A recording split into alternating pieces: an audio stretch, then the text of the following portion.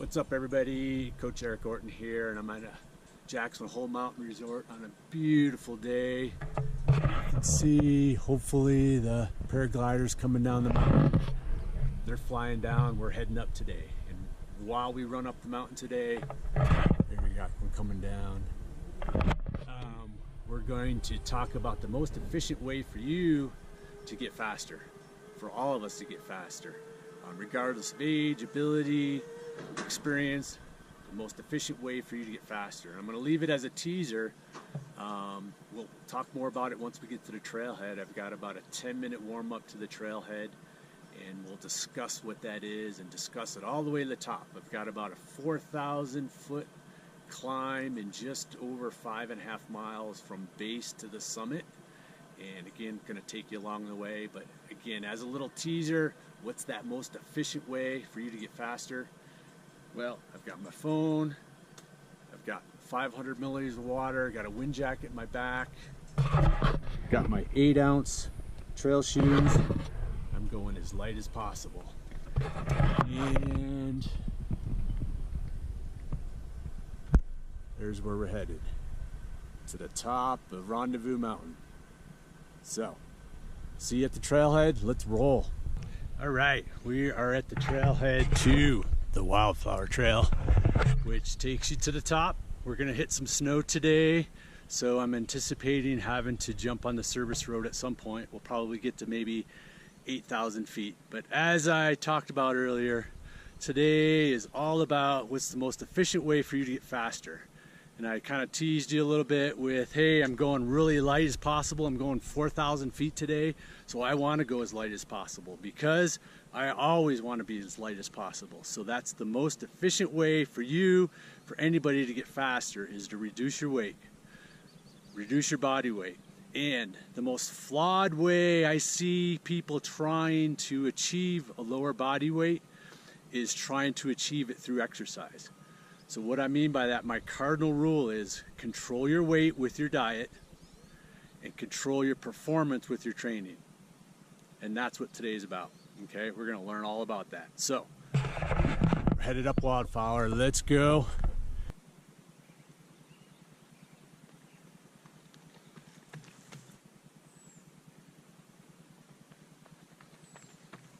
All right, just climbed 1,000 feet in a mile, and you can see the valley down there and the famous swing and picnic bench that actually is a nice aid station for my run camps. So you've probably said it, or you've heard a friend say it, hey, I run to eat. Well, like we talked down the mountain a little bit, you know, really using exercise, using your training to control your weight is a long-term flawed process. And I would rather see you control your weight with your diet. So the first and most important strategy around that is eliminating sugar. And regardless of what category you consider the type of food you eat, vegan, plant-based, keto, paleo, whatever, they all really point back to eliminating sugar as a good, healthy, and what you'll notice is a huge drop in weight.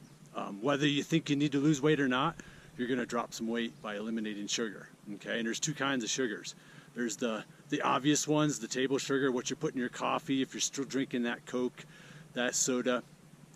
Any real simple sugar, the candy bar, that's obvious. Hopefully you've already eliminated that. But secondly, it's the hidden sugars. It's the sugars in your oatmeal. It's the sugars in your granola. It's the sugars in your yogurt. Yogurt's a huge one. Next time you're at the store, look at how much sugar is just in plain sugar, let alone flavored sugar.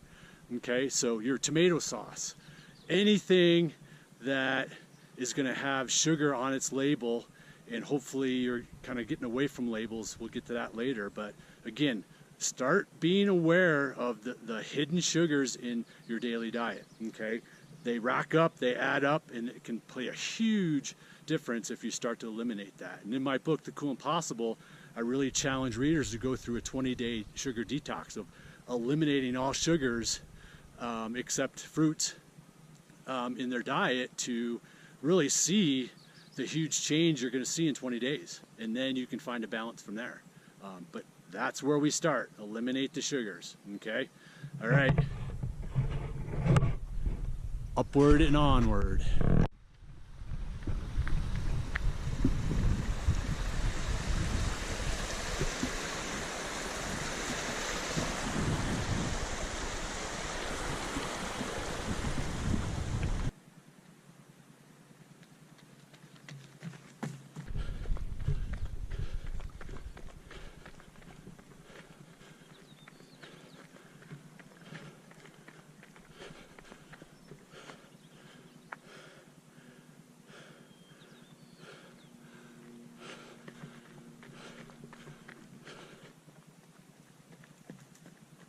All right, I'm at a decision point. I started to hit snow on the trail and I'm only getting higher. So this is my decision. Again, it's early early June, and I'll decide to go the rest of the way on the service road to kind of make it a little bit faster running and not having to dodge the snow patches. And it's, you know, I try to do this about once a week throughout the summer, so I'll get my dry trail in here probably in another 3 weeks. Anyways, I'm 8,500 feet, 2,000 feet of climbing so far in just under half the distance of the total summit. So making my way up. This 8,500 feet's really when you start noticing the altitude, and things are only going to get steeper and more alpine. So I'm trying to keep it as easy as possible for as long as possible. So back to your diet, nutrition. So you're motivated now to eliminate sugar, do the 20-day detox, get motivated with that, see the results of that. And then another strategy, once you're done with that 20-day detox, look to go through, got that spit going again, another 20 days of eliminating all processed foods. You know, anything out of a box, anything out of a jar. And what that forces you to do is go to the veggies and whole foods. And so eliminating processed, I'm talking bread, you know, eliminate dairy. You know, that's going to be a huge benefit to kind of, again, controlling our weight. So we'll get to kind of purposes of that in a minute, but so eliminating all processed foods to, again, see the benefits of that. You're only going to buy into this once you start seeing results through how you're tweaking your diet versus your training. Okay, so also, you know, I mentioned dairy. You know, do your research. You know, we get so bogged down in becoming a category. I'm vegan, I'm plant-based, I'm vegetarian, I'm paleo, I'm doing ketosis now. All of that's just a category to, you know, just I don't know. I don't want to get into being negative, but it kind of makes us hesitate and maybe misses out on what's true. And that's my point, is do your research, find out for yourself, experiment with yourself. You know, I've done this for, you know, 25 years now. So, you know, from my time at the University of Colorado Health Science Center, I collaborated with the nutrition center there and just experimented, and I've done my research. So again, find out for yourself, find out what's true for you and what works for you. And one example, you know, you're on YouTube, I'm sure you're on social media, you know, avoid the clickbait, you know, steer clear of that enticing title that's really just going to talk about one side of the thing. Do your research. Look at the research that is done by independent parties. Another anecdotal example, if you're familiar with the Blue Zone book, the Blue Zones are a handful of regional communities throughout the world that has a highest concentration of residents that live to be over 100 years old, and they live to be over 100 very healthily. Okay, so each community within these blue zones has some unique things that help them towards living long, but there's one thing that they all do that's consistent, and that's they eat beans. Okay, so going back to the clickbait, going back to do your research, you can go on YouTube and find anything you want to hear about beans. They're horrible for us. We can't digest them, or they're the best things, okay? But here's these handful of people around the world that are eating them on a consistent basis that are living to be over 100, okay? So do your research and find out what's true for you and develop your own strategies. Develop your own little category. Don't fall into the marketing, okay? So again, do your research, find out what's true for you, but what all categories talk about what I've found to be the best way to, regarding this subject, to control our weight with our diet is vegetables. Eating whole foods, okay? So if we eliminate sugar, if we eliminate processed foods that force us to go to whole foods, mainly lots of green vegetables, and that's really going to do wonders for us and create a better athlete. And when we get to the summit, I'm going to let you know the #1 most important supplement you can use to help your training and to help with your body weight and your nutrition. So, all right, long one there. So let's carry on up the mountain. Again, halfway, gonna start getting hard. So I'm just gonna keep plugging away, baby steps, right? Okay, there's the first real view of where we're headed. To the top of the tram, you can kind of see we're just gonna work our way through all that snow on the road and all the way up. So.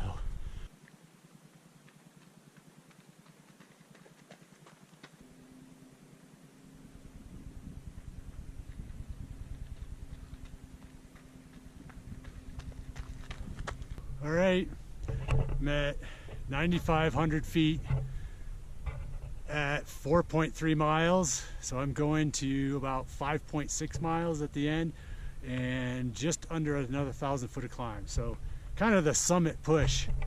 And again, we keep getting better and better views of the valley.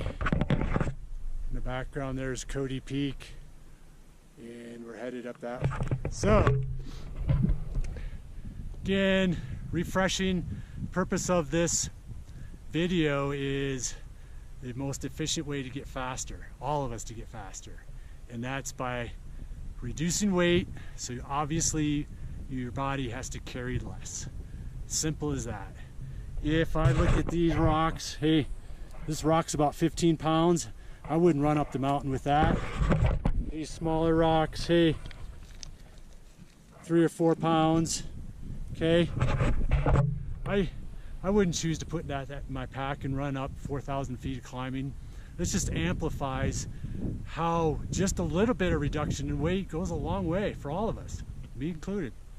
I chose to go as light as possible today. I left my keys in the van. You know, I have a jacket I always carry with me when I'm in the mountains, but I didn't need it today. But I went, got my water, light as possible.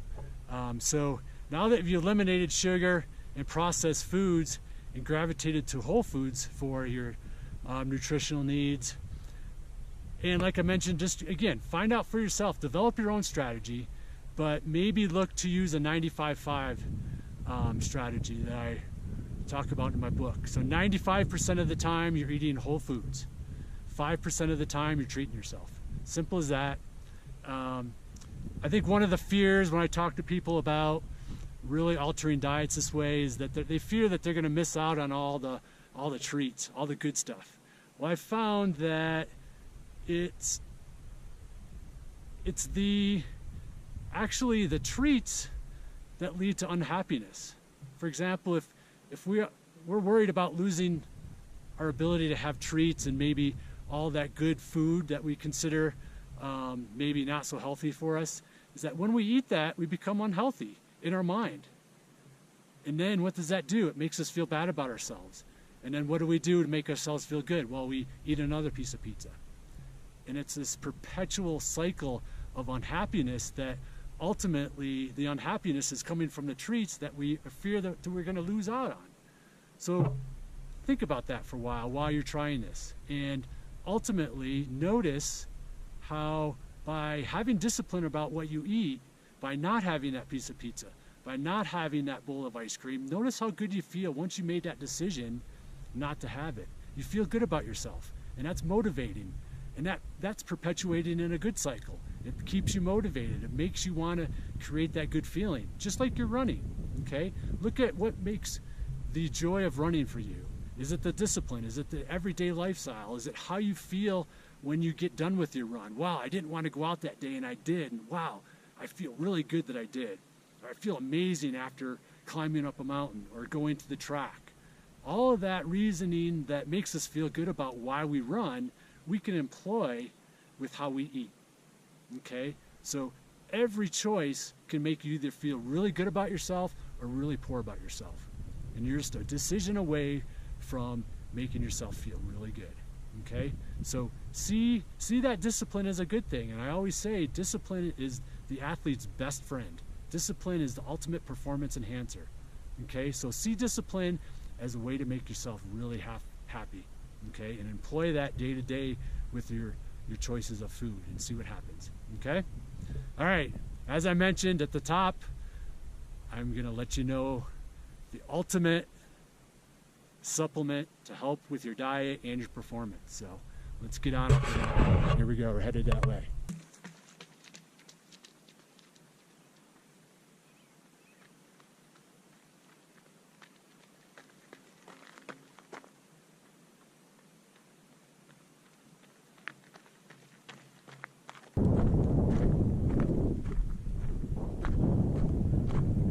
All right, top of the world, 10,450 feet, and I've got to find some trees to get out of the wind so you can hear me. It's a little breezy up at 10,000. So as promised at the summit, I would say, hey, what's the most efficient, the most effective supplement you can use to help with your diet and help with your performance? Drum roll. Popeye had it right all along, spinach. Okay, so I'm headed down the mountain, I'm headed home. I'm gonna be piling on a big plate of spinach, lots of veggies. I always have in the fridge huge bags of spinach and chopped up veggies just ready to go. The most I think the biggest problem most people have with eating whole is that they just don't have the time, the prep time. Well, that's BS. You know, spend 15 minutes every Sunday night chopping up vegetables for the week, and you have it there, and it's on your plate faster than any other meal. It's the best fast food. So spinach, okay? Again, I did my research. Some of the coolest things about spinach, okay? Anti-inflammatory. Okay, there's a study out there done on half marathoners, and hands down, over 50% reduction in anti-inflammatory response in the body after a half marathon, opposed to the placebo group. So huge anti-inflammatory response to your body from training with spinach. Another cool thing that I didn't really know, and I didn't even think about, is that another study shows that spinach has nitrate. And what does nitrate do in the body? Well, it allows your fast twitch muscle fibers to contract quicker, okay? Allowing you to run faster and stronger. Most endurance athletes don't train their fast twitch muscles, okay? So by just simply eating consistent doses of spinach, you are stuffing your body and your muscles full of nitrate, which again help your muscles, your fast twitch muscles, fire and contract quicker, which is actually it's a way of training. Okay, you're training your muscles to fire quicker. It's going to help you become faster without even having to train faster. Okay, third thing about spinach, it allows you to use less oxygen at the same rate of speed. Okay, and that goes back to what I did today. Okay, I was able to run this aerobically. I'm using less oxygen. I loaded up with spinach last night. Huge salad. Okay, I have one every day. Okay, so I've stored this up in my body. So at any rate of speed, my body is more efficient. It's using less oxygen. Okay, proven studies. Okay, so be like Popeye. Okay, stuff your plate full of spinach and pile on the veggies. And notice how satisfying and full it makes you. okay? Think about nutrients over calories, okay? Nutrients are the way to go. Spinach is the way to go. All right. Popeye says aye, aye, and out. Thanks for tuning in. I appreciate you coming up the mountain with me.